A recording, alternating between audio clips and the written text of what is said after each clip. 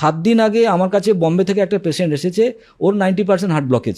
90%? ওখানে ডাক্তার লিখে দিয়েছে এবং ছবি এঁকে সব দেখিয়ে দিয়েছে এখানে এখানে এখানে এখানে ব্লকেজ, এবং বাড়ির লোককে বলছে কালকেই অপারেশন করতে হবে, নাহলে কিন্তু উনি বাঁচবেন না, মারা যাবে। কিন্তু ভদ্রলোকের মেন্টালিটি, উনি অপারেশন করবেন না, উনি চাইছেন অল্টারনেটিভ যদি কিছু হয়।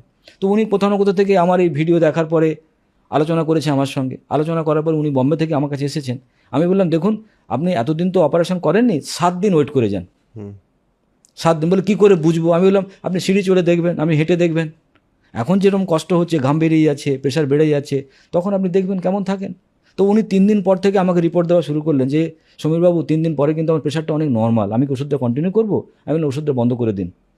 এরপরে 4 দিন 5 দিন পরে উনি আমাকে যা ফোন করে মনে হচ্ছে ওনার বাবার জায়গায় আমাকে বসিয়ে দিলেন, যে আপনার মতো মানুষ হয় না, এই ওই সেই, এত বড় বড় সমস্ত লোকেরা তারা আমাকে এভাবে ভয় দেখাচ্ছে, এটা তো এরকম ছোট্ট ব্যাপার। আমি বললাম শরীরের কাছে সত্যি সত্যি ছোট্ট ব্যাপার, কারণ আমাদের ভেতরে যে মেকানিজম আছে সেই মেকানিজমকে যদি সঠিক আহার দিয়ে দেওয়া যায় বা সঠিক প্রসেসে তাকে যদি হেল্প করা যায়, তাহলে ব্লাড সুগার থেকে শুরু করে ব্লাড প্রেশার বা এই ধরনের যে হার্টের রিলেটেড প্রবলেম সেটা গায়েব হয়ে যেতে পারে।